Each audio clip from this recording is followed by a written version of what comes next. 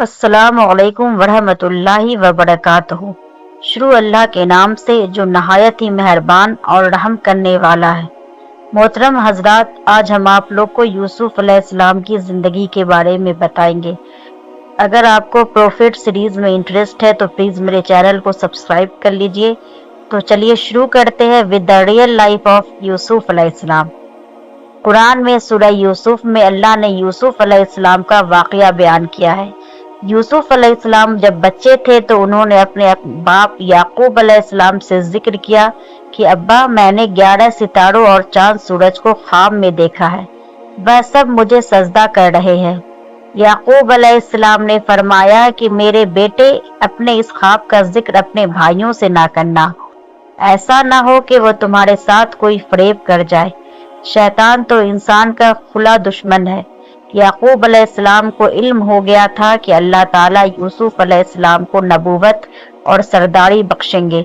वह यह भी जानते थे कि यूसुफ अलैहिस्सलाम के भाई उनसे हसद करते थे, इसलिए उन्होंने इस ख्वाब को पोशीदा रखने को कहा। यूसुफ अलैहिस्सलाम के 11 भाई थे। बिन यामीन उनके सगे भाई थे जो एक ही माँ से पैदा हुए थे। बाकी भाई दूसरी माओं से पैदा हुए थे। बिन यामीन यूसुफ अलैहिस्सलाम से छोटे थे और वह उनसे हसद नहीं करते थे।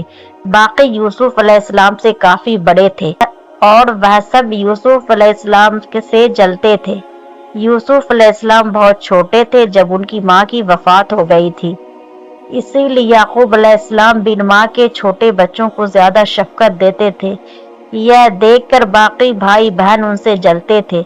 याकूब अलैहिस्सलाम को यूसुफ अलैहिस्सलाम और बिन यामीन से ज्यादा मोहब्बत थी। यूसुफ अलैहिस्सलाम के भाइयों ने आपस में दरियाफ्त किया कि हमारे बाप यूसुफ और उसके भाई से ज्यादा मोहब्बत क्यों करते हैं, जबकि हम तो एक ताकतवर जमात है।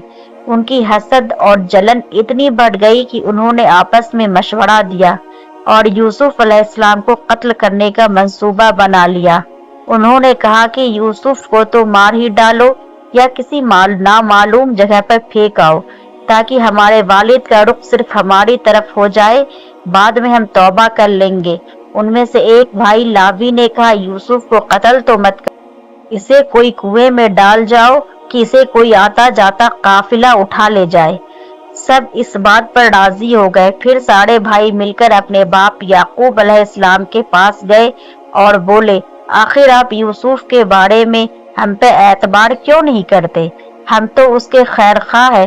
कल आप यूसुफ को हमारे साथ भेज दीजिए कि खूब खाए पिए खेले, और हम इसकी हिफाजत की जिम्मेदारी ले रहे हैं। याकूब अलैहिस्सलाम नबी ने फरमाया, इसे तुम्हारा ले जाना मुझे फिक्र में रखेगा और मुझे यह भी डर लगा रहेगा कि इसे कहीं भेड़िया ना खा जाए। उन्होंने जवाब दिया, हम जैसी जोरावर जमात की मौजूदगी में भी अगर इसे भेड़िया खा जाए तो हम तो बिल्कुल ही नाकाम साबित हुए। वो लोग यूसुफ अलैहिस्सलाम को साथ ले जाने के लिए बार बार याकूब अलैहिस्सलाम से रजामंदी लेने लगे। फिर वो कल यूसुफ अलैहिस्सलाम को लेकर चले गए। रास्ते में उन्होंने यूसुफ अलैहिस्सलाम को खूब मारा पीटा और फिर एक कुएं में फेंक दिया। यूसुफ अलैहिस्सलाम कुएं में एक पत्थर पर गिरे और वह उस पर बैठ गए। यूसुफ अलैहिस्सलाम को यकीन नहीं आ रहा था कि उनके भाइयों ने उनके साथ ऐसा क्यों किया। अल्लाह ताला ने उस अंधेरे कुएं में यूसुफ अलैहिस्सलाम पर वही भेजी और उन्हें दिलासा दिया कि बहुत जल्द वह इस कुएं से निकल जाएंगे। यूसुफ अलैहिस्सलाम को कुएं में डालने के बाद वह सब रोते हुए बाप के पास पहुंचे और कहने लगे, अब्बा जी, हम तो आपस में दौड़ में लग गए और यूसुफ को हमने सामान के पास छोड़ा था, बस उसे भेड़िया खा गया। आप हमारी बात नहीं मानेंगे पर हम सच्चे हैं। सबूत के तौर पर वह यूसुफ अलैहिस्सलाम के कुर्ते पर झूठ मूठ का खून लगा लाए थे। उन्होंने अपने बाप को दिखाया। याकूब अलैहिस्सलाम ने फरमाया, यह सच नहीं है, बल्कि तुमने अपनी तरफ से बात बना ली है। बस सब्र ही बेहतर है और तुम्हारी बनाई हुई बातों पर अल्लाह से ही मदद तलब की जा सकती है। याकूब अलैहिस्सलाम ने फरमाया, वह कैसा भेड़िया था जो मेरे बेटी को खा गया पर उसके कुर्ते को बिल्कुल नहीं फाड़ा। बार बार पूछने पे भाइयों ने सच नहीं बताया। सफर करता हुआ एक काफिला आया और उन्होंने पानी के लिए एक शख्स को भेजा। اس نے اپنا ڈول کنویں میں لٹکا دیا۔ یوسف علیہ السلام اس ڈول میں بیٹھ گئے۔ انہوں نے جب ڈول نکالا تو اس میں ایک خوبصورت لڑکا آیا۔ وہ خوش ہو گئے کیونکہ اس زمانے میں غلاموں کی تجارت ہوتی تھی۔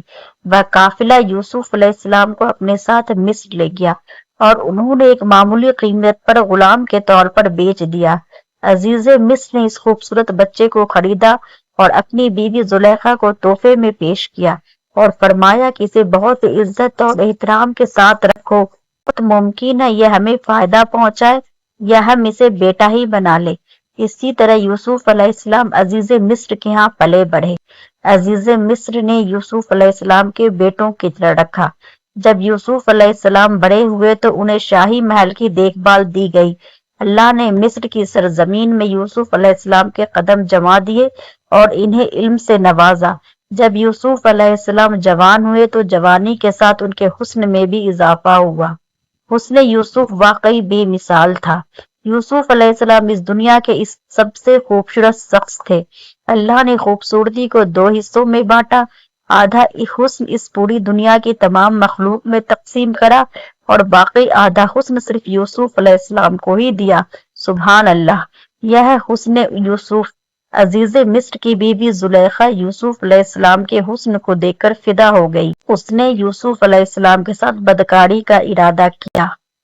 پھر اس نے اپنے محل میں یوسف علیہ السلام کو بہلانا پھسلانا شروع کر دیا۔ ایک رات زلیخا نے یوسف علیہ السلام کو سارے دروازے بند کر کے کہا، آئیے یوسف، میں نے یہ زیب و زینت آپ کے لیے کی ہے۔ یوسف علیہ السلام نے کہا، اللہ کی پناہ، یہ ناممکن ہے، میں ایسا نہیں کر سکتا۔ کیا میں اپنے مالک کے بیوی کے ساتھ بدکاری کروں جس نے مجھے اپنے بیٹوں کی طرح پالا ہے؟ یہ بہت بڑا ظلم ہے۔ جب زلیخا ضد کرنے لگی تو یوسف علیہ السلام وہاں سے بھاگے۔ زلیخا ان کے پیچھے بھاگی اور دونوں دروازے کی طرف دوڑے۔ زلیخا نے یوسف علیہ السلام کا کرتا پیچھے سے کھینچ کر پھاڑ دیا۔ دروازے کے پاس ہی عزیز مصر دونوں کو مل گئے۔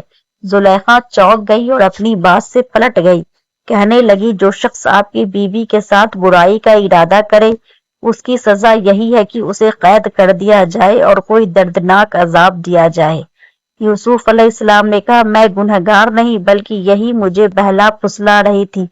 قبیلے کے ایک شخص نے مشورہ دیا کہ اگر یوسف کا کرتا آگے سے پھٹا ہوا ہے تو زلیخا سچی ہے اور یوسف جھوٹ بول رہا، اگر کرتا پیچھے سے پھٹا ہے تو یوسف سچا ہے اور زلیخا جھوٹ بول رہی ہے۔ جب عزیز مصر نے دیکھا کہ یوسف علیہ السلام کا کرتا پیچھے سے پھٹا ہے تب وہ بول اٹھے، یہ عورت یہ کی چال بازی ہے، بے شک تمہاری چال بازی بہت بری ہے۔ انہوں نے یوسف علیہ السلام سے کہا، یوسف اس بات کو جانے دو اور زلیخا تم اپنے گناہوں کی توبہ کرو۔ عزیز مصر نے اس بات کو دبانے کی کوشش کی اور یوسف علیہ السلام کو اپنے گھر میں ہی رہنے دیا، لیکن پھر یہ بات شہر بھر میں پھیل گئی۔ عورتیں طرح طرح کی باتیں کرنے لگی، زلیخا کو تانے دینے لگی کہ عزیز مصر کی بیوی اپنے جوان غلام کے بہلانے پھسلانے میں لگی رہتی ہے۔ جب زلیخا تک یہ باتیں پہنچی تو اس نے سب کے لیے ایک دعوت کا انتظام کیا اور عورتوں کو بلایا، سب کے سامنے پھل رکھے گئے، سب کو ایک چھری دی گئی۔ پھر زلیخا نے یوسف علیہ السلام کو حکم دیا کہ سب کے سامنے مجلس میں پیش ہو۔ جب شہر بھر کی عورتیں یوسف علیہ السلام کو دیکھا تو ان کو حسن کو دیکھ کر اتنا کھو گئی کہ پھلوں کے بجائے چھری سے اپنے ہاتھوں کو کاٹ لیا اور انہیں پتا بھی نہ لگا، اور وہ سب بول اٹھی، یہ انسان تو ہرگز نہیں ہے، یہ تو کوئی فرشتہ ہے۔ اس وقت زلیخا نے کہا، تو یہ وہ ہے جس کے لیے تم سب مجھے تانے دے رہے تھے۔ اس کے بعد شہر کی ساری امیر عورتیں یوسف علیہ السلام کی عاشق ہو گئی اور ہر ایک کی خواہش تھی کہ یوسف علیہ السلام ان سے محبت کرے۔ انہوں نے ہر طریقہ اختیار کیا کہ وہ کسی طرح یوسف علیہ السلام کے ساتھ بے حیائی کر لے۔ یوسف علیہ السلام نے ان سب سے پریشان ہو کر اللہ سے دعا کی، اے میرے پروردگار، جس بات کی طرف یہ عورتیں مجھے بلا رہی ہے اس سے تو مجھے جیل خانہ پسند ہے، مجھے ان کے فریب سے دور کر دے۔ شہر بھر میں یہ بات پھیلتی چلی گئی۔ تب زلیخا اپنے شوہر کے پاس گئی اور کہا کہ اب کیا کیا جائے، معاملہ بہت پھیل گیا ہے، اس بات کو دبانے کے لیے کچھ کرنا چاہیے۔ عزیز مصر نے اپنی اور اپنی بیوی کی عزت بچانے کے لیے یوسف علیہ السلام کو قید خانے میں ڈال دیا۔ محترم حضرات، دوستو، یہ کہانی بہت لمبی ہے، آگے کی اسٹوری انشاءاللہ کل سنیں گے۔ اگر آپ کو میری اسٹوری پسند آئی ہے تو پلیز مجھے سبسکرائب کیجیے گا۔